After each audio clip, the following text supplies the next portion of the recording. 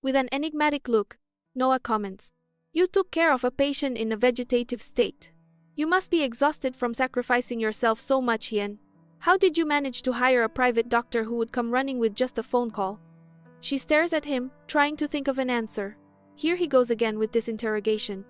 "Well, it's just that, in our house, in your house, your brother gave full support," she replies. "So, he's a real doctor. You don't have to worry. He was someone sent by your family. Do you really think he'd be someone suspicious?"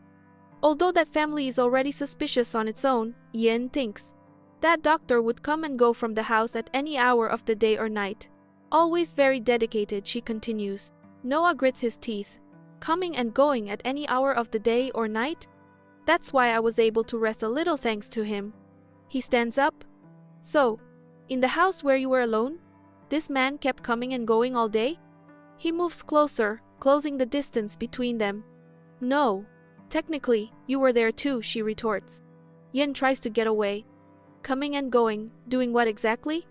"Your treatment." "Who was treating who?" Noah asks, with a severe look. She opens her mouth, but no words come out. "Wait, we're talking about the same doctor, right?" She tries to ease the tension. "Do you want me to call him again? Seems like your cognition is a little impaired." Noah watches her in silence, then steps back. "No, sorry. I was nitpicking for no reason. It's just that you seem to trust that doctor way too much." She's surprised by his sincerity. "After you talked to him, you decided to go to that mountain alone. And I, for 2 years, was lying there like a useless man, unable to work, while that bastard, perfectly healthy, and on top of that, a doctor was at your side, coming and going from the house while you were alone." Yen feels the weight of his words. When she looks at him, she sees sadness. "Just thinking about it makes my blood boil." In the end, it must be another symptom of the syndrome, she reflects. Suddenly, a woman enters. "Who was it that captured the wild boar?" "Oh, I think this is the place," she says, smiling. They look at her in confusion. "Huh, who are you?" "My apologies, I got so excited I ended up being a little rude." "Donnie, from the mammal team at the rescue center," she introduces herself. "We collected the boar's body and already ran the ASF tests. Thank you so much for catching it. For letting us know." "It was nothing," Yen replies. "The pressure from above was strong lately," Donnie explains, referring to her bosses. "That animal had a reputation for being a cannibal for attacking people. It was huge. We were preparing a team of hunters. But thanks to you, we ended up without work." "Wow. Even I, who am slow, noticed." She's interested in Noah. "From what I saw, you used a stake and an axe, right?" "That was impressive," Donnie says, looking at Noah with admiration. "How can someone get interested that quickly?" Yen wonders, admiring her. "By the way, could I get your number?" Yen froze. "What?" Instinctively, she handed her phone to Noah. How can she be so direct? He stayed silent, while Donnie's friends laughed and encouraged her. The silence made her anxious, and the woman began to blush from the lack of response. "It's just that he doesn't have a phone," she answers, breaking the moment. Donnie frowned. "I'm serious," Yen confirmed. "Then, what kind of relationship do you two have?" Donnie ventured. "He's my emp." Yen swallowed hard. "Employee." Noah chuckled softly, finding that an ill-humored joke. And the girl sensed the heavy atmosphere. "Then can I at least have a business card?" Donnie insisted. "He doesn't have one, but you can take mine." "Forestry engineer?" Donnie's eyes widened. "Sometimes, during rescues, we damage trees. Can I call you when that happens?" She smiled, happy at the chance to help her boss Yuna. "Of course, anytime you need." Donnie's friends teased. "You've been turned down, let's go to the next rescue." "Shut up." Donnie said goodbye. "Well, I'll be going. And sorry for the intrusion." But suddenly, "Next time, tell me your name first, okay?" she said to Yen before leaving. She didn't even flinch. This one's really strong, Yen thought. She looks at her, admiring, envying her. Noah interrupts her thoughts. "Employee? That's the best you could think of to introduce me? You know the kind of thing that sets me off. Why are you turning your back on me?"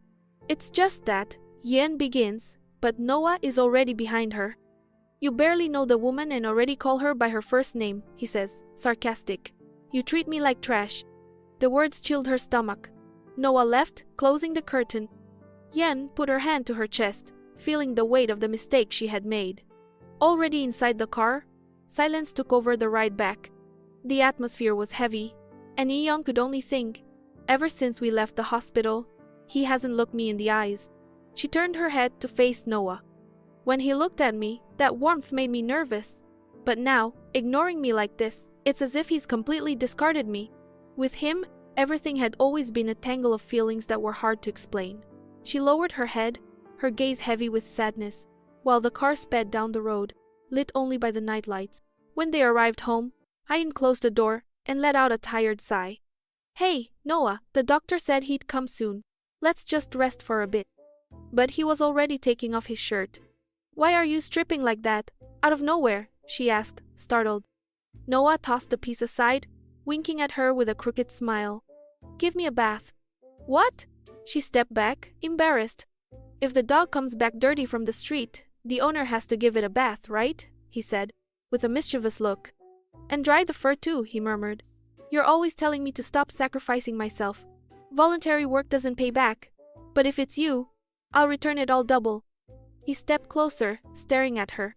"So, give me a bath." Ian tried to rationalize. "It's just a bath. To think of a dog. Not a cute little one, but a big one. Wet it, shampoo it. In the end, it's just a mammal. What difference does it make?" Convinced, she went into the bathroom. Noah noticed and, with the utmost calm, said, "Welcome, Yin." She blushed. This is definitely not like bathing a dog. But she recovered, calmed down, and took a breath. "The bandage is all wet," she said, closing the door. "You're the one who said the doctor's coming. Why did you get in with your pants on?" "My hand hurts. I couldn't open it." "Then why?" "You're going to have to take them off for me." She pointed at him, outraged. "I can't believe this. You were moving just fine until now." "Yeah, until a little while ago everything was fine. But maybe, after being in a coma for so long, my body's reacting differently. It scares me, makes me anxious." His eyes locked onto hers. "Can you help me? He's blatantly trying to trick me. But so am I. Come on, let's just get this over with. I still need to rest." Okay, I get it." She kneeled beside him. "If that's how it is, let's get this over with." His eyes narrowed. "All right. Here I go," and he extended his hand, but stopped. She closed her eyes, determined, and moved forward. When she was about to touch him, he said, "Not there, Eon." Her eyes went wide. "That's he smirked. "You have to go higher." She screamed, immediately throwing herself back.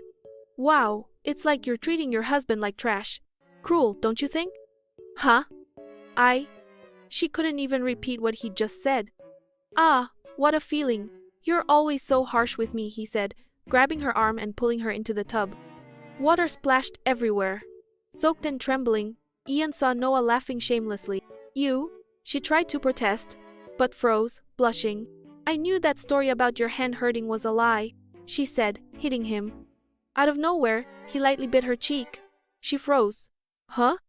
Now you're biting me," she complained, on the verge of tears. "You're the one who started playing around. A wife who puts her husband on display and offers him around. If that's not playing, it's something worse." "What? When did I ever?" He placed his hand on her waist, starting to stand up, and the water overflowed.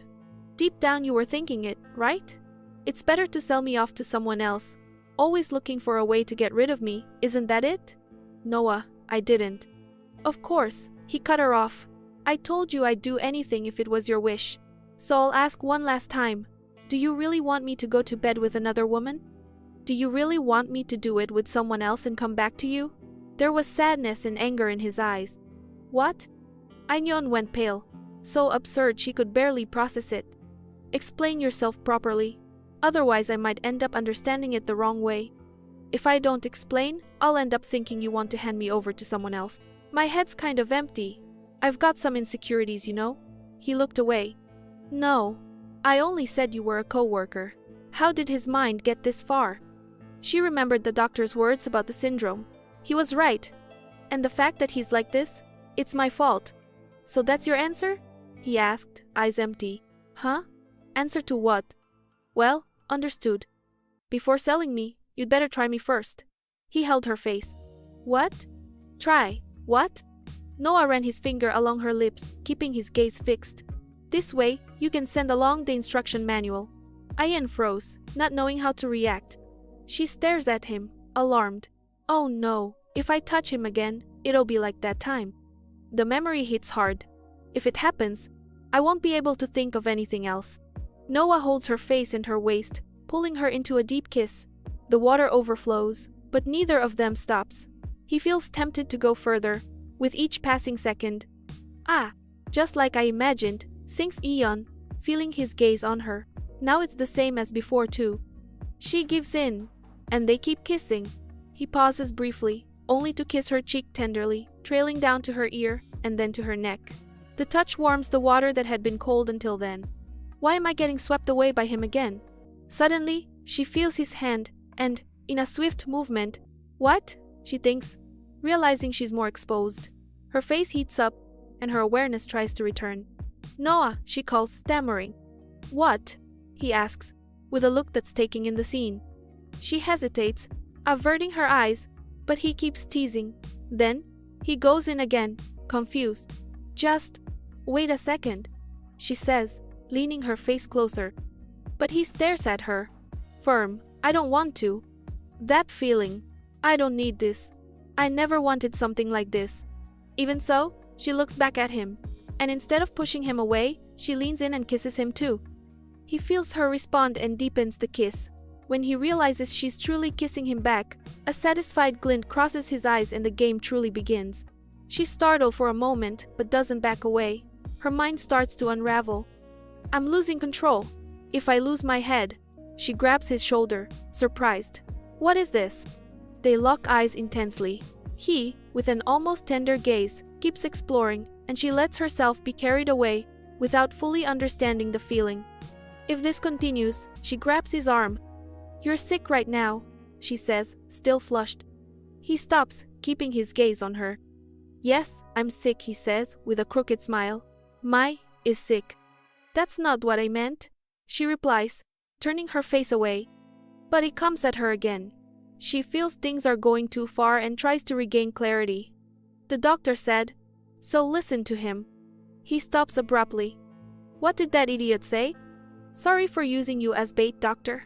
The syndrome has several symptoms: aggressiveness, impulsiveness, and hyperactivity. For these things, the way you are now fits perfectly. Isn't that strange? She tries to convince him. This obsession with me, this exaggerated desire? They said it could be a symptom. Maybe none of this is really your will. You probably don't even want this for real, right? He stares at her, eyes sharp. So, this again? Huh? Where did you get that nonsense? He says, pulling away. He sits a bit farther off and splashes water on his face. The heat that had filled the room vanishes. She notices her own state and fixes herself, embarrassed. I bet you want to believe that he accuses. What? Just because the doctor said it doesn't mean it's true. Deep down, you want to believe it's because of my illness. That's why you accepted it so easily. She can't respond. Did I want to believe that? She clenches her fist. Did I really feel that way? She starts to doubt herself. So that means, deep down, you wanted it to be real, that he really felt that. All right, let's say this is some kind of brain malfunction, and that you're the trigger. It would still be my will, wouldn't it? He begins to open his heart. Even if I acted like an idiot, there's nothing that can be done, he says, with a cutting gaze. They walk through the house. Noah, says Ian, wait a second. He keeps carrying her without stopping. Put me down. I told you to put me down, she insists, kicking. Then, he suddenly lets her go. She falls, eyes wide. What? What is this? Noah starts closing in, leaving no chance for escape. Inyeon's eyes widen even more. Remember what you told me before? This, again? Ferocity, strange behavior, desire beyond normal, as if surrounded. The lies I told. He leans in further, and she feels the heavy air between them. I feel something tightening all over my body. I think you were right, Eon. He makes room, but at the same time traps her. Stay with me. Your husband is sick, you know? He says with a crooked smile. So that's why, she thinks, feeling her face heat up. He gets ready. Hey, wait, she says, lifting her head. A strange sensation. If this keeps going, for sure. She feels something is about to escape. This can happen, no matter what. His gaze is resolute. It can't be. No, it can't be. She tries to get away. When it's all over, she stays there, exhausted. In the end, I ended up doing this, in Noah's mouth. And he even took it all without complaint. How am I supposed to face him now? She thinks, curling up. He grabs her arm. Who's the insensitive one here? He says, staring at her. Isn't it the other way around? She turns red. During the day, in the car, I heard everything you felt, he continues. At that time, I could barely hold back the urge to grab you and attack you. Ah, of course, he says.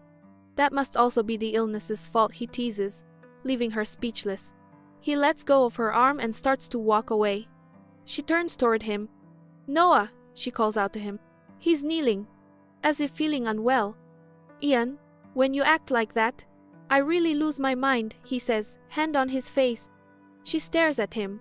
Some days, you act like you never let me go. Other days, you suddenly try to pull away. He recalls the situations. You make me think I'm about to catch you. But right after, you trust any man and ignore my feelings. Am I supposed to just dance to your tune then? He asks, looking at her. Ian notices. His hand is trembling. Even when he woke up from nightmares every night. Even when he climbed up and down trees over 30 meters tall. Even when he hunted a boar the size of a house. He never trembled. Until now, I only thought about surviving each moment. I never had time to face Noah's gaze on top of my lies. I know the whole truth. I already feel confused every day. Imagine him, without memories. It must be much worse. It's like the ground beneath him is always shaking. Just a small push would make this fragile lie collapse. Just because it's something I said, she murmurs. He stares at her. Ian, are you using me as a toy because you think I'm an idiot? She loses all color hearing that. Is that what you think? No, you're wrong. She thinks, saying it like that, it makes me sound like complete trash. You're not even going to try to deny it? He asks, sad. No, that's not it, she says, flustered. All right then, keep playing with me. Huh? But keep me by your side while you play. He touches her hair. Then I can also keep being just the crazy guy with this illness, who feels like doing this. His words hit the air between them. How strange. Before I would have been terrified to hear this. Why do I now feel strangely relieved? Being this close to Noah, has that also made me strange? But it's not a feel like doing it illness, she says, closing her eyes. It's Kleine-Levin syndrome, Noah. Then, now keep playing with this crazy guy, he declares. What? She yells. Shame takes over her. Give me back that feeling, kind of like gratitude, that I just felt, she says, irritated. Ian thinks, what's happened until now is already more than enough. Wait, stop for a bit, she says, embarrassed. But he doesn't hear those words, making her try to get away. Only sounds can be heard, as she can't escape that situation. Am I really such a weak-willed human? She thinks, turning her face away. But then she realizes something. She hears footsteps outside, coming up the stairs. Wait, someone's coming. Noah, stop, it must be the doctor. We see someone coming up the stairs. Perfect, Noah says, without stopping. That bastard needs to learn too. His gaze is piercing. What happens when you sneak into the house of a newlywed couple? Like a rat? And also, who's the husband here? He asks, making Ian blush even more. What are you talking about? She protests, trying to push him away. And my social reputation? What about that? Get off me. I don't want to, he replies, resolute. You are. She grits her teeth, embarrassed. You lunatic, she says, hitting him on the head. He stands, while she trembles in irritation. If I stop now, what will you do for me? But why me? She asks, blushing. Then, she hears the sound of the intercom unlocking the front door. A chill runs down her spine. She thinks he's going to open the door. We see the doctor entering the code to try to get in. Did I mess it up? Oh, could it be, he murmurs. That problem. He enters it again. Okay, Ian says. No physical contact, I'll do anything. Anything? He asks. Yes. She replies quickly, while the doctor tries one more time. Ah, that's it, the doctor murmurs. You promised, remember? Noah says, smiling. He turns the lock and opens the door. He sees the two inside. Ion covered with sheets and Noah holding her, clothes scattered on the floor. The doctor looks. Noah looks back, sharp and serious. Didn't they teach you manners in elementary school? Noah asks, leaving the doctor speechless. Noah slowly steps away. Ever heard of knocking? The doctor is stunned. Noah leaves the room, closing the door and leaving him standing there. The doctor, completely lost, stays frozen, thinking. Noah goes downstairs, carrying Ian into the living room. She pulls her head out from under the sheet, takes a deep breath. Damn it, she says, blushing, turning to him. Now what? What am I supposed to do? I'll have to see that person every time I go to the hospital. How embarrassing, she complains, hitting him. I don't even know the code to this house yet, Noah replies firmly. And that bastard entered it, like it was the most natural thing in the world. I don't know the code to the back door either, Ian thinks. Your brother said it, and only hospital staff used it. Wow, a husband who doesn't know anything. She teases. That's not my fault. You were sick, Noah. But even so, as your husband, I can't accept that I know less about you than other people do. Our wedding anniversary, your birthday, your phone number. Things I should normally know, he says, making her blush. She thinks, with a gentle look, you never knew. There's no need to rush so much. We can figure everything out again. Slowly, she says, hugging him. Then, tell me the code to the back door first. Her soul leaves her body. I don't know it either. Help me out here. No way he knows it, and I, as your husband, can, Noah says, eyes sharp. It's just, she stammers. So much has happened, my head's not working anymore. Is there something I can do to distract him? To make him forget this? Her eyes widen, determined. I really didn't want to have to do this, but... She moves closer to him. Noah, she touches his lips. I've never made those sounds in my life. He's surprised by the words. Want to keep making them with me? She asks, looking at him with an innocent yet sharp gaze. This time it's him who freezes, and turns his face away, blushing. It worked. Could he really fall so easily for a trap from an amateur like me? And she goes on, letting herself go. But for that, you need to get better quickly. Be careful and recover fast. I've only ever worked with trees, so I'm not surprised by things that are rigid and hard, she whispers in his ear. He blushes, bites his lip, and drops her onto the sofa, leaning over her. You're doing this on purpose, aren't you? With that tree comment. Sure, I'm the one who said to play. But, how far do you want to make me look pathetic, Ian? So you're saying I can expect that? What? Expect what? She asks, startled. Your hand, that's only ever touched trees until now, he says, leaving her surprised. He lifts his face and looks at her. I'll get better quickly, he says, smiling. Yeah, she replies, blushing. Once again, I've dug my own grave, and even deeper this time. I dug a bigger hole, to cover a small one. Elsewhere, in the middle of the city. A taxi stops. Damn, Daniel complains, getting out of the car all battered, leaning on crutches. Just lying down already makes my body hurt. And the professor told me to meet this guy in the middle of the night. There's someone who wants to see you, he remembers the doctor's words. He's a complicated person even for me, so don't say anything stupid or make a mistake. If even the professor, who's already not normal, considers him complicated, it must be serious. He opens the door. Who the hell? He sees a man sitting inside. The man stares back, cold. Ah. He recognizes the face, and immediately starts shouting, You bastard! You're that neighbor from that time, aren't you? He points at the man. You saw someone almost dying and just turned your back? This island is full of bastards. The man throws an envelope toward him. What's this now? Daniel opens it and starts reading. His expression changes. This? How? Why? He trembles. He remembers that, back then, the professor said he'd erased every record so he wouldn't have to worry. On the paper, it says, Criminal record certificate.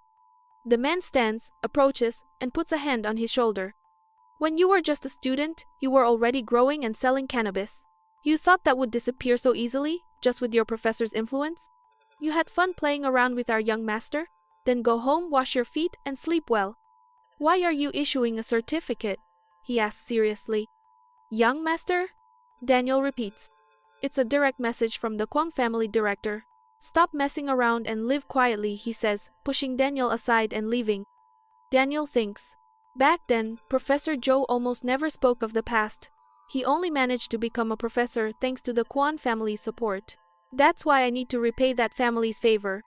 Most likely, the director Kwon he mentioned is the young, handsome CEO of the pharmaceutical company. We see Noah's brother holding a photo. He exhales smoke and, with a cold gaze, stares ahead. Holding a photo of Yen, he smiles. You did something very interesting. Leave your like, and as soon as the next season comes out, I'll bring it. And if it hits 2,000 likes, I'll bring the complete story.